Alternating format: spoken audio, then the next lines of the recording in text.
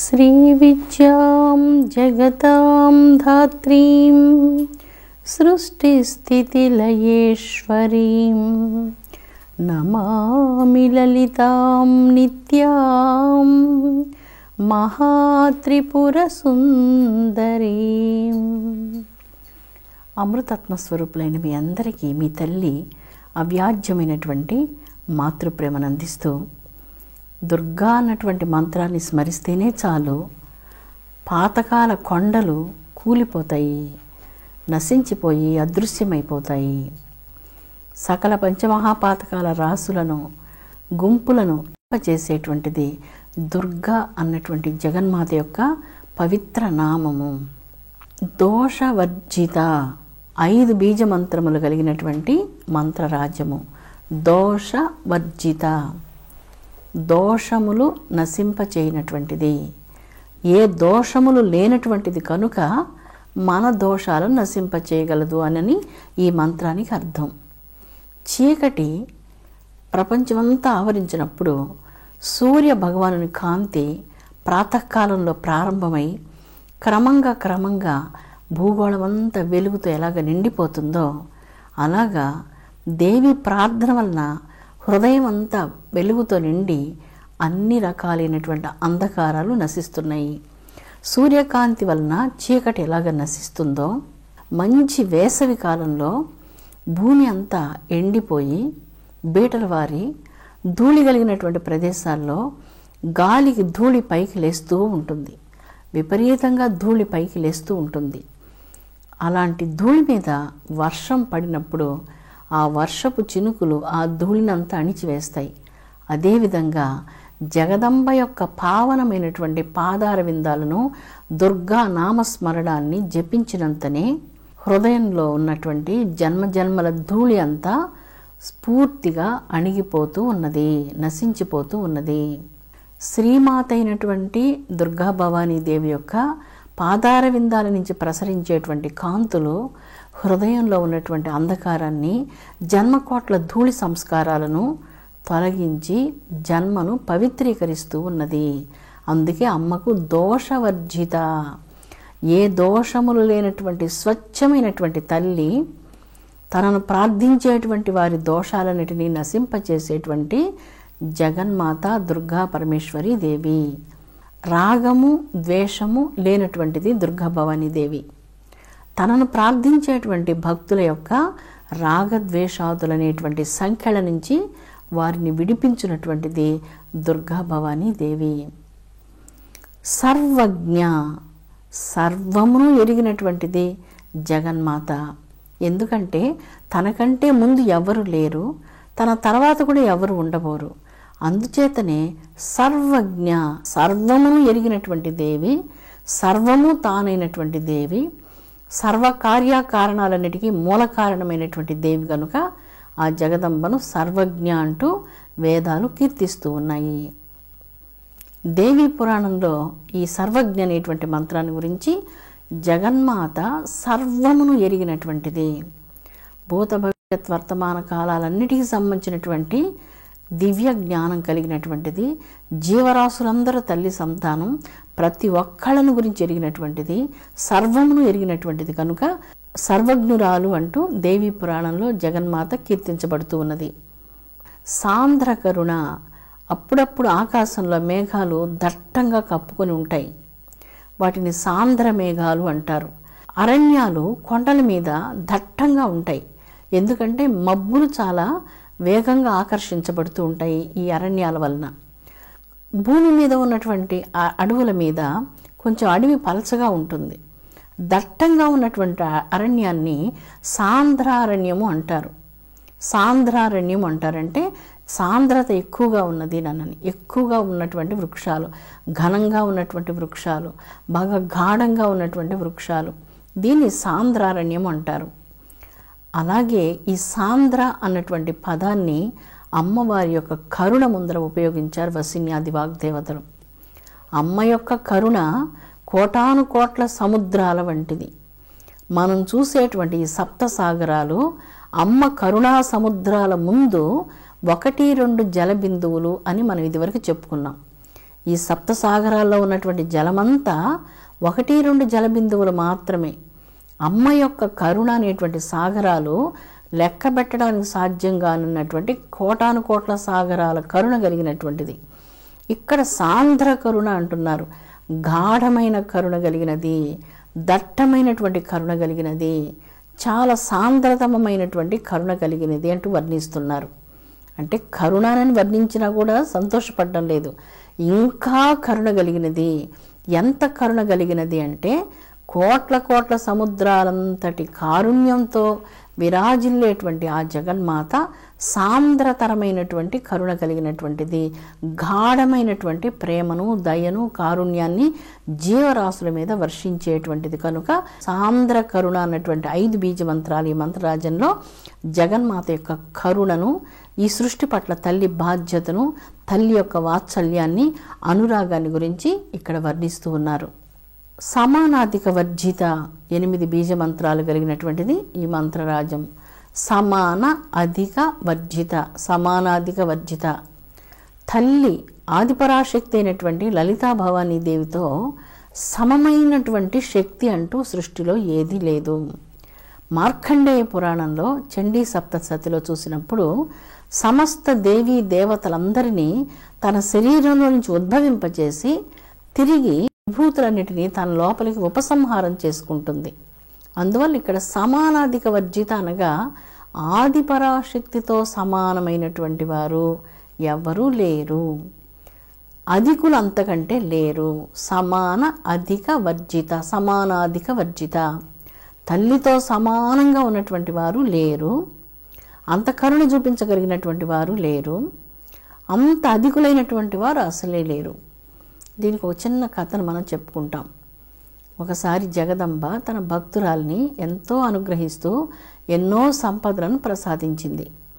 ఆ జగదంబ ప్రసాదించినటువంటి సంపదలకు భక్తుడు, భక్తురాలు ఇద్దరు సంతోషపడి ఎవరైనా అతిథులు, అభ్యాగతులు వారి దగ్గరకు వచ్చినప్పుడు వారిని సేవించి ఆ జగదంబనే సేవించినట్లుగా సంతోషిస్తూ ఉండేవారు. ఒకరోజు మంచి వర్షం పడుతూ ఉన్నది. ఆ వర్షం సమయంలో ఒక భక్తుడు, ఒక బీదవాడు చలికి గడగడ వణుకుతూ వచ్చి ఆ వాకిటి ముందు నిల్చున్నాడు. దీన్ని చూసినటువంటి ఆ దంపతులిద్దరూ అతని లోపలికి పిలిచి ఆకలితో 3 రోజుల నుంచి అతను బాధపడుతున్నాడని విని తెలిసి చాలా పరితప్తతతో వారిరువురు కలిసి అతనికి మంచి భోజనాన్ని వడ్డించి సంతృప్తితో ఆతిథ్యాన్ని ఇచ్చారు. ఈ ఆతిథ్యం స్వీకరించిన తర్వాత అతిథి ఇలాగన్నాడు, ఈరోజు చాలా శుభదినం, 3 రోజుల నుంచి నేను ఏమీ భోంచేయలేదు, అందువల్ల నాకు మంచి భోజనం దొరికింది అంటాడు. ఆ గృహస్థు ఇందుకు సమాధానంగా ఇదంతా దైవానుగ్రహమే అంటాడు. వెంటనే 3 రోజుల నుంచి ఆకలితో బాధపడుతున్న అతిథి ఇలా చెప్పేశాడు, నేను పూర్తి నాస్తికుడను, దేవుడు ఇలాంటి మాటలు అసలు నమ్మను. మీరు మంచి మనసుతో నాకు భోజనం పెట్టారు, ఇందులో దేవుడు చేసింది ఏముంది, ఇలాంటి మాటలు నేను అంగీకరించనంటూ దేవుణ్ణి తిట్టడం ప్రారంభించాడు. వాళ్ళ ఇంటి నిండా దేవి చిత్రపటాలను చూసి ఆ దేవిని చాలా తిట్టడం ప్రారంభించారు. ఈ మాటలు విన్నటువంటి దంపతులిద్దరు మనసు బాగా కలతబారిపోయింది. వారు భరించలేకపోతున్నారు. అతడు దేవిని తిట్టడం వారిద్దరు భరించలేకపోతున్నారు. వెంటనే ఆ గృహస్థు అతన్ని ఇంట్లో నుంచి వెళ్ళిపోమని కోరాడు. వర్షం ఆగిన తర్వాత వెళ్తానని చెప్పినా కూడా వినిపించుకోకుండా బలవంతంగా ఇంట్లో నుంచి అతన్ని పంపించి వేశాడు. ఎందుకంటే అతడు దూషించినటువంటి ఆ దేవి దూషణలు వాళ్ళు భరించలేకపోయారు, తట్టుకోలేకపోయారు. ఇంత అసభ్యంగా మాట్లాడుతున్నాడు దైవాన్ని గురించి, ఇతనితో మనం మాట్లాడకూడదు అంటూ ఇద్దరు కలిసి అతన్ని బయటికి పంపించేశారు. ఆ రోజు రాత్రి అతడు చాలా కలతబారిన మనసుతో పోతూ ఉన్నాడు. ఆ సందర్భంలో అతనికి ఒక మంచి స్వప్నం వచ్చింది. ఆ స్వప్నంలో దేవి దర్శనం ప్రసాదించింది. ఆ గృహస్థుతో ఇలాగ అంటుంది, వచ్చిన అతిథిని ఎందుకు వర్షంలో పంపించేశావు అని అడుగుతుంది దేవి. అమ్మా, అతడు నిన్ను చాలా దూషిస్తున్నాడు, అనకూడని మాటలంతా అంటున్నాడు, అందుకే తట్టుకోలేకపోయాను అన్నాడు. అందుకు దేవి ఇలా చెప్తుంది, అతడు ఎన్ని సంవత్సరాల నుంచి నన్ను కూడా ఎన్నోసార్లు తిరస్కరిస్తూనే ఉన్నాడు, దూషిస్తూనే ఉన్నాడు. కానీ అతని పట్ల నేను ఎప్పుడూ ఇలాగ ప్రవర్తించలేదు. నీవు కనీసం వర్షం ఆగే వరకైనా కొంచెం కరుణ చూపించి ఉండకూడదా అని అడిగింది దేవి. కొంచెం కరుణ చూపించి ఉండకూడదా? ఇంత చీకట్లో, ఇంత వర్షంలో ఎక్కడికి వెళ్తాడు? కాబట్టి కొంచెం కరుణ చూపించలేకపోయావా? నా గురించి కొంతసేపే కదా నీ ముందు తిట్టాడు, దానికే నువ్వు ఇంత కఠినత్వాన్ని వహించావా? కొంచెం కరుణ చూపించి ఉంటే బాగుండేది కదా అంటుంది దేవి. తల్లి, నీకున్న దయ నాకు ఎలా వస్తుందమ్మా అంటూ ఆ గృహస్థు ఆనందంతో దేవి పాదాలకు కలలో నమస్కరించాడు. ఈ కథలో మనకు ఒక చక్కని అద్భుతమైనటువంటి నీతి గోచరిస్తుంది. నన్ను కూడా చాలా సంవత్సరాల నుంచి చాలా తిడుతూ ఉన్నాడు, అయినప్పటికీ ఒక్కరోజు కూడా అతనికి భోజనం పెట్టకుండా ఆపలేదు, అతని మీద కాఠిన్యాన్ని వహించలేదు, అతను కరుణిస్తూనే ఉన్నాను. ఒక్కసారి నీ ముందర కఠినంగా మాట్లాడగానే అంతకంటే నువ్వు ఇంకా కఠినత్వాన్ని ప్రకటించి ఇంత వర్షంలో నిలువునా అతన్ని ఇంత రాత్రి సమయంలో నీవు బయటికి పంపించేశావు కదా, కొంచెం కరుణ చూపించుంటే బాగుండేది కదా అంటుంది అమ్మవారు. అలాంటిది దైవ కరుణ. ఎన్ని రకాలుగా మానవులను దూషించినా, ఎన్ని రకాలుగా తిరస్కరించినా, ఏమాత్రం గౌరవ భావన లేకపోయినా భగవంతుని మీద ఈ ప్రపంచంలో అన్నం లేకుండా ఎవరు జీవించడం లేదు. అన్ని సౌకర్యాలను వాళ్ళకు కూడా దైవమే ప్రసాదిస్తుంది. ఇది వాళ్ళకి అర్థమైనా కాకపోయినా దైవానుగ్రహం చేతనే ఇదంతా లభిస్తున్నది అన్నటువంటిది ఈ యొక్క అద్భుతమైనటువంటి చిన్న కథలోని నీతి. సాంద్ర కరుణ, సాంద్రమైన దట్టమైన కారుణ్యపూరితమైనటువంటి అంతరంగం కలిగినటువంటిది. ఆ కారుణ్యం ఇంతటిదని వర్ణించడం సాధ్యం కానటువంటిది. అమ్మ యొక్క దివ్య నేత్రాలలో ఆ కరుణ వర్షంలాగా జీవకోట్ల మీద నిరంతరం వర్షిస్తూ ఉంటుంది. అమ్మ కంటే అధికంగా కరుణను చూపించగలిగినటువంటి వారు ఎవరు ఉండరు. అమ్మతో సమానమైనటువంటి కరుణను చూపించగలిగినటువంటి వారు ఎవరు ఉండరు. అందుకే అన్నింటి యందు కూడా ఈ యొక్క వాత్సల్యాన్ని, వీరత్వాన్ని, దానత్వాన్ని, కారుణ్యాన్ని, మాతృప్రేమను వీటన్నిటినీ వర్షించడంలో సమానమైనటువంటి వారు ఈ లోకంలో ఏ దేవతల్లో లేరు అంటూ ఈ మంత్రరాజ్యం తెలియజేస్తున్నది. ఇది 8 బీజ మంత్రాలు కలిగినటువంటి మంత్రరాజ్యము. సర్వశక్తిమయి అన్నటువంటి మంత్రరాజ్యము 6 బీజాక్షరములు కలిగినటువంటి మంత్రరాజ్యము. మహాలక్ష్మీదేవి యొక్క తంత్రంలో జగదంబ అయినటువంటి మహాలక్ష్మి అతనికి దర్శనం ప్రసాదిస్తుంది. ఆ దర్శనం ప్రసాదించినటువంటి మహాలక్ష్మి ఇంద్రునితో ఇలాగ చెప్తుంది, స్వయంభూ మన్వంతరంలో నేను మహిషాసురుణ్ణి మర్ధించి మహాలక్ష్మి స్వరూపంతో మహిషాసుర మర్దినిగా విరాజిల్లుతాను అంటూ దీవెనలు అందించి కొన్ని వరాలను ప్రసాదించి ఈ దివ్య రహస్యాలన్నిటినీ కూడా స్వయంగా తానే తెలియచేసింది. అందువలన ఈ మంత్రంలో సర్వశక్తిమయి అనగా సమస్త విశ్వశక్తులన్నీ తన యందు కలిగినటువంటి మహాశక్తి కనుక సర్వశక్తిమయి. అయి అంటే అంబానని అర్థం. ఇక్కడ సర్వశక్తులు తన యందు కలిగినటువంటిది కనుక సర్వశక్తిమయి అంటున్నారు. మార్కండేయ పురాణంలో సమస్త దేవీ దేవతలందరూ అమ్మను సేవించేందుకు వచ్చి అమ్మకు తమ దగ్గర ఉన్నటువంటి దివ్యమైనటువంటి పుష్పాల మాలలు, వరుణ పాశం, అనేక రకాలైనటువంటి ఆయుధాలను సమర్పణం చేసి అమ్మకు నమస్కరించి రాక్షస యోధులతో యుద్ధానికి తల్లిని జై జయధ్వానాదులు చేస్తూ దేవతలందరూ అమ్మను సాగనంపారు యుద్ధరంగానికి. అక్కడ రాక్షసులు యుద్ధరంగంలో భీషణమైనటువంటి ఈ స్వరూపాన్ని చూసి ఇలా అంటున్నారు, నీవు ఇంత భయంకర రూపంతో ఇంతమంది దేవతా శక్తులతో కలిసి యుద్ధానికి వచ్చావు, నీకు శక్తి ఉంటే, సాహసం ఉంటే నీ ఒక్కదానివే మాతో యుద్ధానికి రావాలి అంటూ కోరగా, వీరందరూ నా విభూతులు, ఇప్పుడే నాలో ప్రవేశిస్తున్నారు చూడంటూ సమస్త దేవతా శక్తులన్నిటినీ తనలో లీనం చేసుకుంటుంది జగదంబ. సర్వశక్తిమయి, సర్వపీఠాత్మిక. ఎన్నెన్ని శక్తిపీఠాలు ఉన్నాయో అన్ని పీఠాలకు అమ్మ ఆత్మ. సర్వదేవాత్మికే, సర్వదేవతలందరికీ ఆత్మ. సర్వశక్త్యాత్మికే, సర్వశక్తులకు తల్లి ఆత్మ. సర్వమంత్రాలకు తల్లి ఆత్మ, సర్వలోకాలకు తల్లి ఆత్మ. అందుకే సర్వమయి, సర్వశక్తిమయి. సర్వమయి అన్నిటి యందు ఉన్నది, సర్వశక్తులకు తానే ఆధారభూతంగా ఉన్నది అంటూ ఈ మంత్రరాజ్యం తెలియజేస్తూ ఉన్నది. దేవి మార్కండేయ పురాణంలో ఇలా చెప్తుంది, అనంతమైనటువంటి నా శక్తిలో కేవలం ఒక లేస మాత్రం శక్తితో ఇన్ని స్వరూపాలను ధరించి ఇన్ని విభూతులుగా విరాజిల్లుతున్నటువంటిది నేనేను.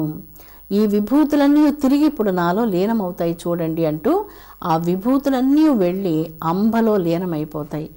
అలాగే ఈ సకల చరాచర సృష్టి, ఈ బ్రహ్మాండాలు, ఈ యొక్క పంచభూతాలు, ప్రాణికోట్లు అన్నీ కూడా దేనియందు పర్యవసిస్తూ ఉన్నాయో అది ఏ పరబ్రహ్మము.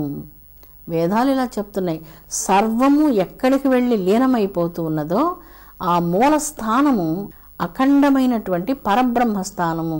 అందుకే సర్వశక్తిమయి అంటున్నారు ఆ మహాచైతన్య శక్తిని. మార్కండేయ పురాణంలో ఈ అర్థమే బహు విస్తారంగా వర్ణించబడింది. చాలా మంత్రాలతో, చాలా శ్లోకాలతో, అనేక అధ్యాయాల్లో దేవి యొక్క శక్తిని గురించి ఋషులు, సుమేధస మహర్షి, బ్రహ్మజ్ఞానులు ఎంతగానో వర్ణిస్తూ వచ్చారు. దేవతలు కూడా అమ్మ యొక్క శక్తిని గురించి ఎంతగానో వర్ణిస్తూ వచ్చారు. చండీ పారాయణం అనేటువంటిది ఏ ప్రదేశంలో జరుగుతుందో భూత, ప్రేత, పిశాచాదులు, దుష్టశక్తులు, శత్రువులు వారిని ఏమీ చేయలేరు. అపూర్వమైనటువంటిది ఆ చండీ పారాయణం. ఎక్కడైతే చండీ పారాయణం జరుగుతూ ఉంటుందో ఆ ప్రదేశంలో నేను నివసిస్తూ ఉంటాను అంటుంది అమ్మ స్వయంగా. ఏ ప్రదేశంలో శ్రీచక్రం ఉంటుందో అది నా స్థానం. ఆ గృహాన్ని నేను విడిచిపెట్టను, ఆపదలను రానివ్వను, కష్టాలన్నింటినీ తొలగిస్తాను అంటుంది సర్వశక్తిమయ అయినటువంటి జగన్మాతృమూర్తి శ్రీ దుర్గా పరమేశ్వరి దేవి. లింగ పురాణంలో ఈశ్వరుడు స్వయంగా ఇలాగ చెప్తున్నారు, ఈ సమస్త ప్రకృతి, ఈ సమస్త ప్రాణికోట్లంతయు, సమస్త రూపాలన్నీ ఎందులో వెళ్ళి లీనమైపోతున్నాయో అది ఏ పరబ్రహ్మస్థానం, పరంధామము, పరంజ్యోతి స్వరూపం అంటూ స్వయంగా ఈశ్వరుడు లింగ పురాణంలో చెప్తూ ఉన్నాడు. సర్వమును తన యందు లీనం చేసుకునేటువంటి మహా చైతన్య శక్తి ఈ పరబ్రహ్మమయి. పవిత్రాత్మ స్వరూపులారా, అంబను ఎలాగ తెలుసుకోవాలి, ఎలాగ ఆరాధించాలి, ఇంత మహత్వపూర్ణమైనటువంటి ఈ దివ్య శక్తిని ఎలాగ ఆరాధించాలి? ఏ హృదయంలో ఈ యొక్క భయంకరమైనటువంటి రాగద్వేషాదులు లేకుండా ఉంటాయో ఆ హృదయం ఒక తపోవనంగా వర్ణించాయి వేదాలు. తపోవనం, మన హృదయమే ఒక అందమైనటువంటి తపస్సు యొక్క ఉద్యానవనంగా ఉండాలి, తపోవనంగా ఉండాలి. ఎలా ఉంటుంది? మనకు ప్రపంచం మీద రాగం తగ్గాలి, మనుషుల మీద రాగం తగ్గాలి, ద్వేషం కూడా తగ్గాలి. ద్వేషం కోరిక వలన కలుగుతుంది. తన కోరిక తీరనందువలన, తన కోరికకు అడ్డుగా ఉన్నటువంటి వారి మీద, అందరి మీద కొంచెం మృదువుగా ఉన్న ప్రవర్తన కలిగినటువంటి వారి మీద ఈ భయంకరమైనటువంటి ద్వేషం కలుగుతూ ఉంటుంది మనస్సులో. అందుకే నివృత్తి రాగస్య అన్నారు. నివృత్తి పొందాలి. నిద్రపోయే సమయంలో కర్మేంద్రియ, జ్ఞానేంద్రియాలంతా కూడా నిద్రిస్తూ ఉన్నాయి, ప్రశాంతంగా నిద్రిస్తూ ఉన్నాయి. దాన్ని నివృత్తి అంటున్నారు. వికాసం చెందడాన్ని ప్రవృత్తి అంటున్నారు. ప్రాతకాలంలో లేచినప్పుడు నేత్రాలు చూస్తూ, మనసు వింటూ, చేతులు, కాళ్ళు అన్ని అవయవాలు పనిచేస్తూ ప్రవృత్తి ఎందు ఉంటున్నాం. నివృత్తి రాగస్య, రాగం, ద్వేషం, లోభం, మోహం నిద్రపోయేటప్పుడు దశ కర్మేంద్రియ, జ్ఞానేంద్రియాలు ఏ విధంగా నివృత్తిని పొందాయో యోగి యందు ఈ యొక్క రాగద్వేషాదులు, అహంకార మమకారాలు నివృత్తిని పొందాలి. అప్పుడు అక్కడ ఉన్నటువంటి భక్తి వృక్షం క్రింద, ఆ కల్ప వృక్షం క్రింద ఆసీనులై ఎవరైతే సకల బ్రహ్మాండాలకు ఆధారభూతమైనటువంటి ఆ పరబ్రహ్మమయిని ఆరాధిస్తూ ఉంటారో అలాంటి అంతర్ముఖులైనటువంటి వారు నిజమైన యోగులు. విశ్వశాంతి వర్ధిల్లునుగాక. ఓం శాంతి శాంతి శాంతి.